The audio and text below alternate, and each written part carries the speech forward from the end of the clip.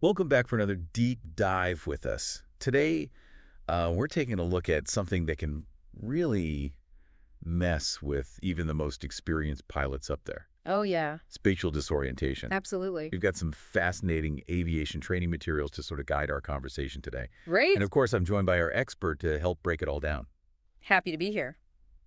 So, our mission today, should we choose to accept it, is to really understand this phenomenon, Right. how it tricks our senses, Yeah. and what we can maybe do to avoid, those consequences. It's a really fascinating area where physiology and psychology really come together, Yeah, especially when you think about, the high stakes of aviation. exactly. Yeah. Right. If your brain is misinterpreting things when you're, you know, thousands of feet in the air, Right.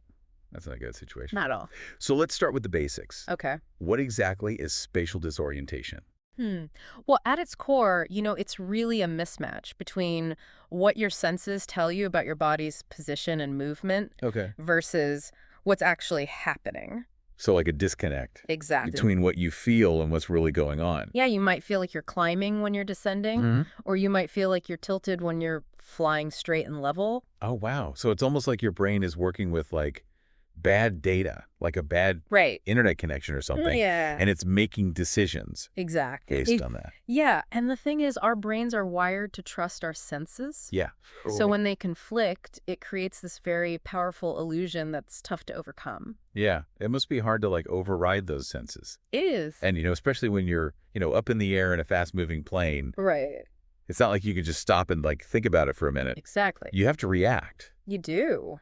And our sources mentioned that it's actually a leading cause of aviation accidents, a really significant percentage, Yeah. with a fatality rate as high as 38%, That's scary. that's incredibly scary. Yeah. And there are even different types of spatial disorientation, There are. like categories. Absolutely, yeah. Let's imagine a pilot's flying at night, limited visibility, Okay. and they enter a gradual turn without even realizing it. Okay.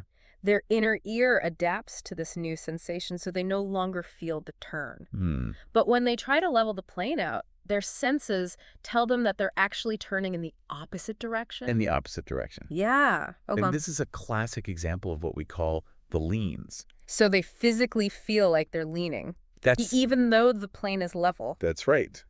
That is so bizarre. It can be incredibly disorienting. Yeah. And, the natural reaction is to try and correct that leaning sensation, which can actually put the aircraft into a dangerous bank. Right, because you're overcorrecting. Exactly. You're trying to fix something that's not actually happening.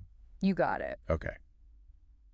And that's considered like a type 1? Exactly. This Yeah. is what we call type 1 spatial disorientation, Okay. where the pilot isn't even aware they're disoriented. Right. They just think that's reality. Absolutely. And are there other types? There are, yeah. So we've got type 2, Okay. where the pilot actually knows they're disoriented, Uh-huh. but they can still potentially correct it. Okay. A classic example here would be the graveyard spin, Never heard of that. where a pilot recovers from a spin, but their inner ear still senses that rotation. Oh, so it's like a delayed reaction. Kind of, yeah. Okay. So they might re-enter the spin thinking they're actually correcting. Oh, wow. So it's like a double whammy. Like Exactly. you fixing it, but you're actually making Yeah. it worse. That's right. Okay. Man, these are intense. They are. I'm sensing a theme here, though, What? that these illusions, they really play on our instincts. Like Oh, they make us react in a way that, is actually not helpful. Yeah, our brains are trying to help us, but they're Yeah. giving us bad information. Exactly. Yeah. Okay, and is there a type 3 or is that There's a type 3, okay? and this one is the most severe. Okay. It's completely incapacitating. Oh, wow. This is where the disorientation is so overwhelming. The Ah. pilot can't recover even if they know what's happening. Oh, gosh. Yeah. A dramatic example is the Coriolis illusion. Okay. You move your head in a turning aircraft. Okay. It can create this sensation of rolling, pitching, and yawing all at the same time. So you're flying along, you turn your head to check the instruments or something, Great. and And suddenly, suddenly the world's spinning. oh my gosh. Yeah. Yeah, that does not sound good. It's a wild ride. Okay, so we've got these 3 types. Hmm. But to understand why these illusions even occur in the first place. We kind of need to talk about how our brains even make sense of where we are in space to begin with. Yeah. Like, how do we normally know which way is up? Right. And it all boils down to this interplay between three sensory systems. Okay. Vision, our vestibular system, and then our proprioceptive senses. So the sensory trio. Exactly. Love it. Our sources talk about this too. Yeah. Vision is obviously key. I mean, it's how we see the world around us. It is. But it's not just seeing the objects, it's our brains using those visual cues to judge distance, depth, motion. Oh, that's interesting. Yeah. Okay. This is especially true for pilots during critical phases of flight, like landing. Right, where precision is so important. Yeah, absolutely. And then we've got the vestibular system, which I always forget what that is, but I think it's our inner ear. That's right. It lives in the inner ear. And it's all about balance, right? Exactly. It helps us keep our balance, detects changes in motion. It's got these tiny structures that are sensing acceleration, both linear and angular. So when we accelerate, decelerate, turn, tilt, the vestibular system sends signals to our brain. Oh, wow. So it's like constantly monitoring all those little changes. Yeah. Interesting. Okay, and then finally we've got proprioception, which I always think of as like our body sense. It's a great way to put it, yeah. It's like the network of nerves in our muscles and joints that give us feedback about our body's position, movement. You know, even with your eyes closed, you can still sense where your arms and legs are. Yeah. That's proprioception. That's wild. Okay, so we've got these three systems: vision, vestibular, right. proprioceptive. Yeah. All feeding information to our brain, usually working together pretty seamlessly. Right. But what happens when they disagree? That's when the trouble starts, right? Oh. When there's a mismatch between those sensory inputs. It's called sensory mismatch. Our brain gets tricked. So if our eyes are telling us one thing, our inner ear is telling us something else. Right. Our muscles are saying a third thing. Exactly. Poor brain is like, what's going on? what is happening? Yeah. No wonder we end up with these really weird perceptions Exactly. of, where we are and which way is up. You got it. And in the next part of our deep dive, we're going to take a look at how these mismatches actually create specific illusions. Awesome. Yeah, starting with visual illusions. Can't wait. These can really wreak havoc on a pilot's perception. I bet. Yeah. Welcome back to the show. We were just talking about how these sensory systems work together to help us figure out where we are in space. Right. But it's got me thinking, like, if they're usually so good at this, why are pilots so susceptible to these illusions in the first place? Well, flying kind of puts our senses into situations that they weren't really designed for. Yeah, that's true. On the ground, gravity's always there. Yeah. It's like a constant reference point. Right. But when you're up in the air, yeah, it's three dimensions. Right. Changing speeds, G-forces, things our bodies aren't really used to. Yeah, we're land mammals. We are. Not really designed for flight. So it's like we're pushing these systems to their limit, making them more prone to errors. Exactly. And that sort of brings us to the visual illusions, right, which are some of the most common and dangerous. They are. And, we were talking about how pilots rely so heavily on vision. Especially when landing. Especially during landing. Yeah. Our training materials mentioned a few that I thought were really interesting. Yeah. One was the black hole approach illusion. Right. This happens at night when you're approaching a brightly lit runway. Yes. But there's no other visual cues around. Right. So it's like the runway is floating in this void. Yeah. And it creates this illusion that you're higher than you actually are. Oh, wow. And this can cause pilots to make a dangerously steep descent. So they think they have more room to maneuver than they actually do. Exactly. There have been accidents attributed to this illusion. And it's amazing how, like, just a simple lack of visual references could just have such a huge impact on perception. Absolutely. Another one that caught my eye was the false horizon illusion.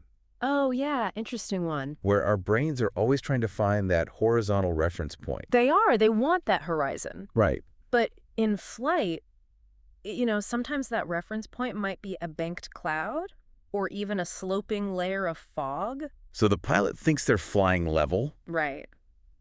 But they're actually in a bank. Precisely. Wow. And if they're not paying attention to those instruments, right, it could be a real problem. It could lead to a very dangerous situation. Okay, so we've got these visual illusions. Right. But we talked earlier about the leans and the Coriolis illusion. Right.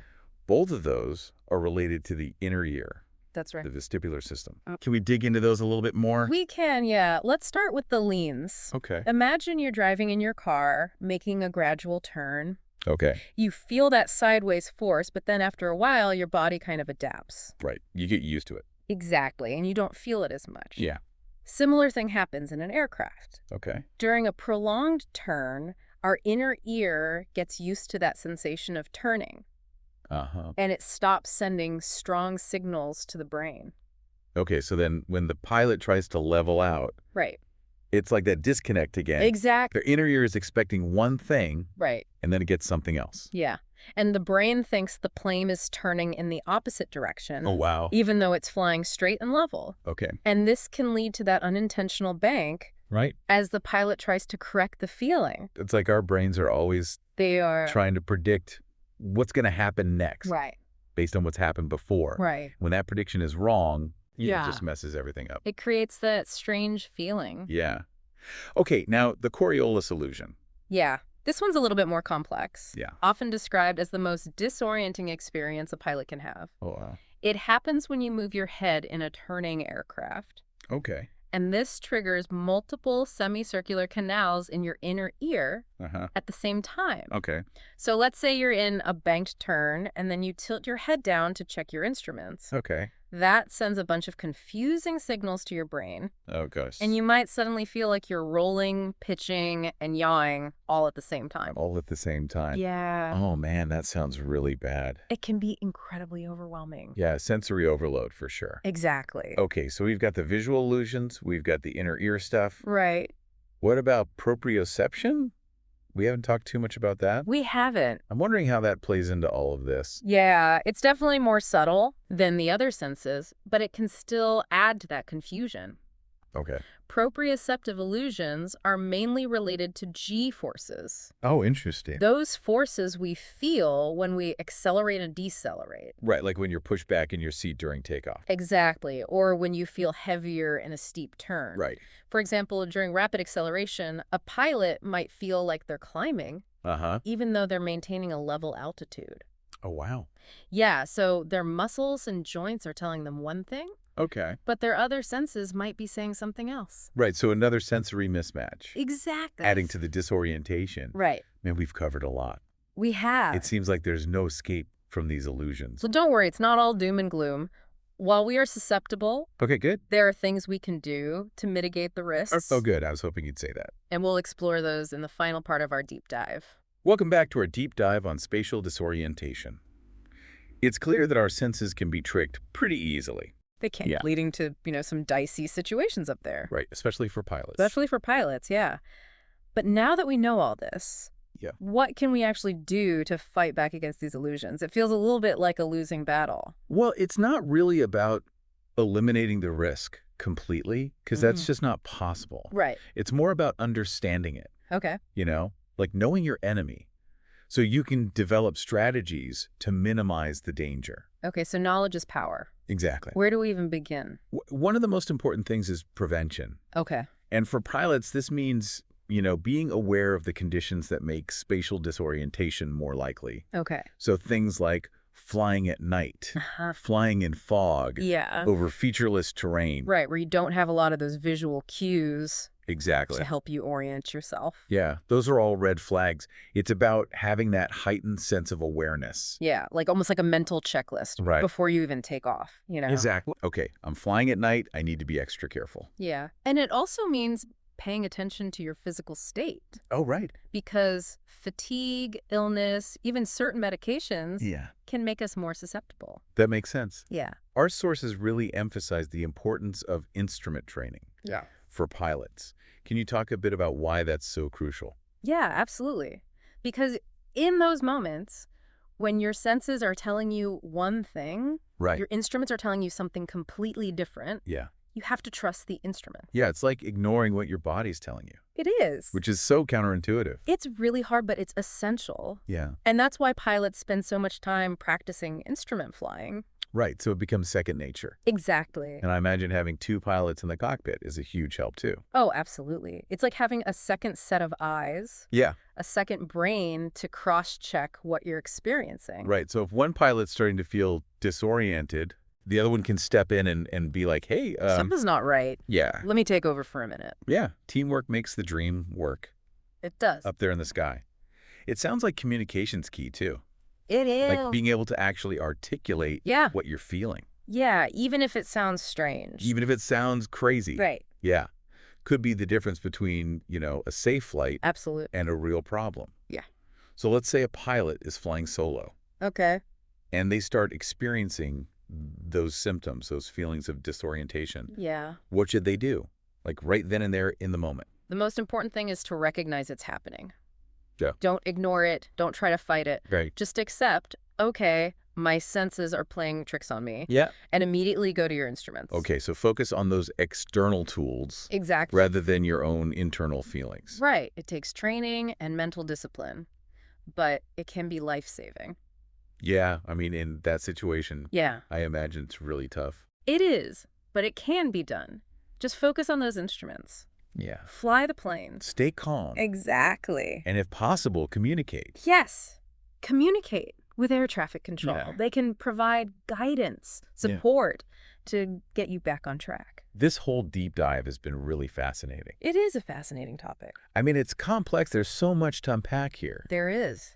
But it's not limited to aviation, is it? Not at all. This whole idea of spatial disorientation. Anyone who goes into unusual environments. Divers, astronauts, Exactly. even someone just driving through really thick fog. Right. Anyone can experience these kinds of illusions. So the things we've talked about today, Yeah. understanding how our senses can be fooled, Right. knowing the risks, having those backup systems in place, it's all relevant in everyday life. Absolutely. It's about recognizing that our senses aren't perfect. Right. They can be flawed, They could be flawed. and we need to be aware of that. We do. I think that's a great takeaway. Yeah. Just being aware that these illusions exist, Right. knowing how they work, Yeah. knowing what to do if you encounter them. Exactly. That's so powerful.